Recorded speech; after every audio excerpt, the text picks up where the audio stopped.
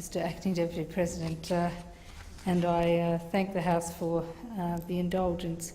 I rise tonight on the Tax Law Amendment Research and Development Bill 2013. The issue of research and development has been one that's fraught in Australia for quite some time. Under the previous government,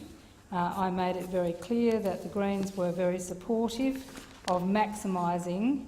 research and development in Australia, and were concerned that there had been a number of rorts in the system, so that it wasn't carefully enough targeted. And in a previous government, I conducted a round table, managed to get a number of businesses in the room,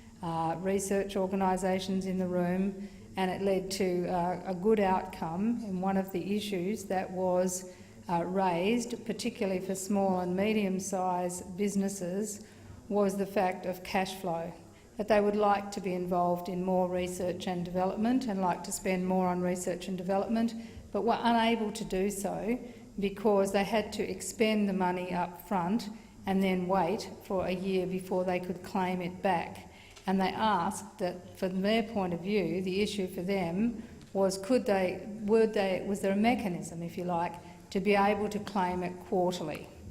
That way it wouldn't impact their cash flow so adversely, and that was the biggest issue for them engaged in accessing funding for research and development.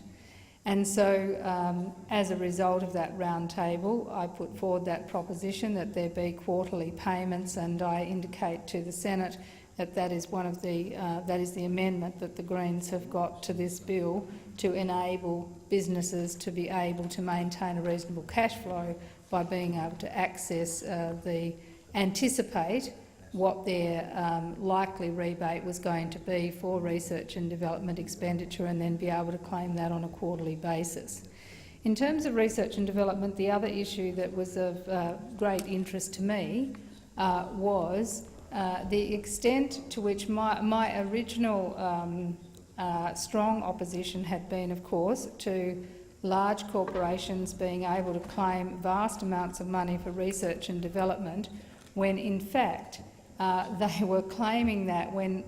one small aspect of a mine or of a particular construction or whatever might have been research and development, and they were able to virtually claim the whole lot and get it back, which was grossly unfair. And so what was interesting, talking at this round table to the businesses and the universities and other research institutions, was the extent to which they were saying that with governments cutting back funding for research and development, then they relied on some of the bigger corporations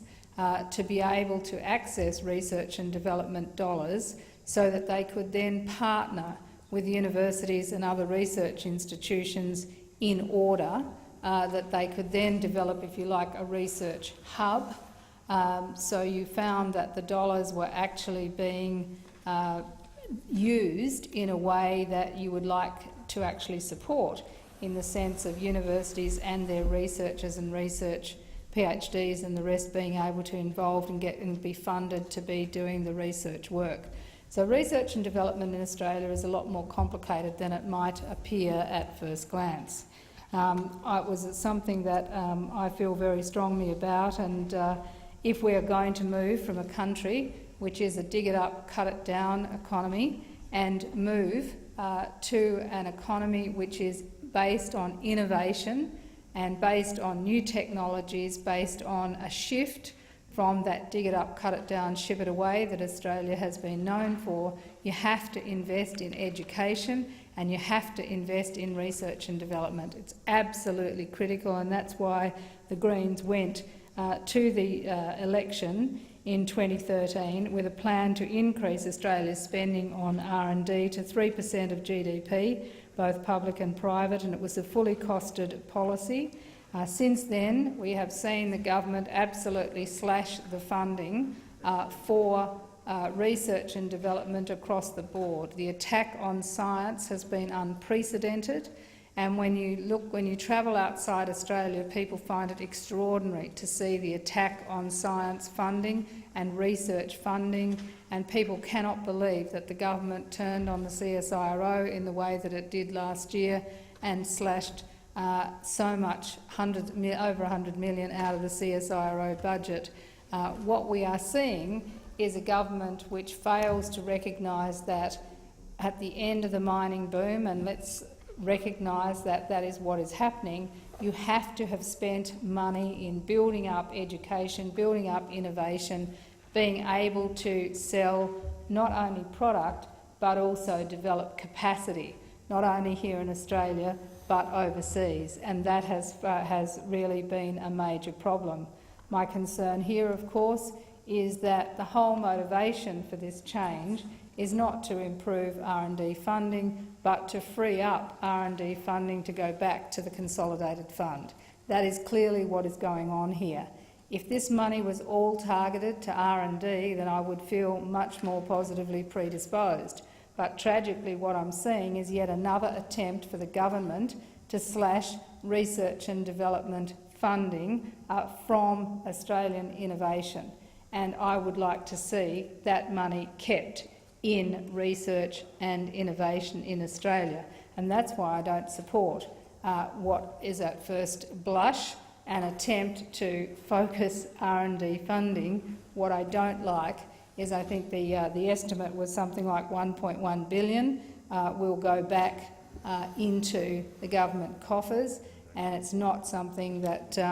that I want to see happen. I want to see that money spent on research and development. And if you have a look at the Global Innovation Index, Australia is slipping well behind. It's published by the World Intellectual Property Organisation, and it shows that we've moved from 18th in 2010 to 21st in 2011 to 23rd in 2012, and I don't know where we're up to now, but I can imagine we are slipping further and further behind in the Global Innovation Index. Now that is a tragedy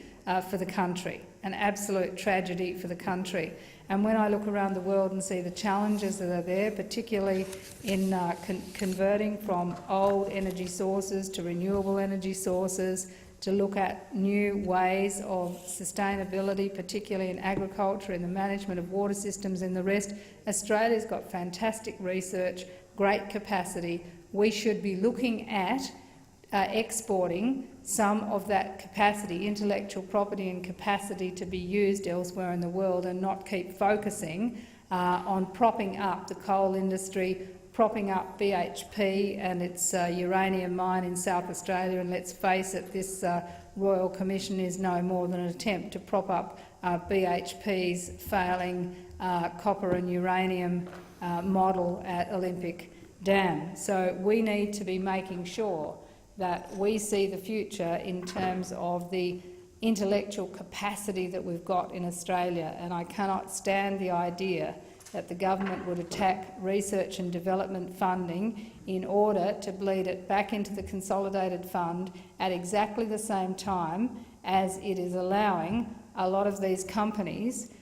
to be able to get off the hook in terms of tax evasion. And what I want to make sure here is I would much rather see the government, and I would work with any government that works to actually close these loopholes of tax evasion, and we've seen a fair bit of that, and even the latest today with reports out of Switzerland and leaked bank details of at least 300 Australian individuals and corporations involved in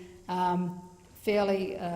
dubious tax arrangements through Swiss banking arrangements. I would rather see the government go after them and get that tax income from people who should be paying it in their assessable tax income, rather than bleeding it out of research and development in order to put it back into the Consolidated Fund. Let's maintain research and development funding. If the government would get up and say that they were going to maintain the funding, then would we be open to talking about how better to direct it. But if you're going to bleed the funding out of research and development, then I'm not going to support it, because this is something that the Greens feel very strongly about. But I would urge, when we get to the committee stage, that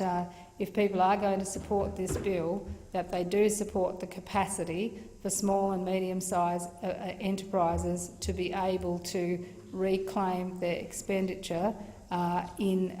quarterly payments, so that we can see those who would benefit most, those smaller enterprises, not be really squeezed in terms of cash flow.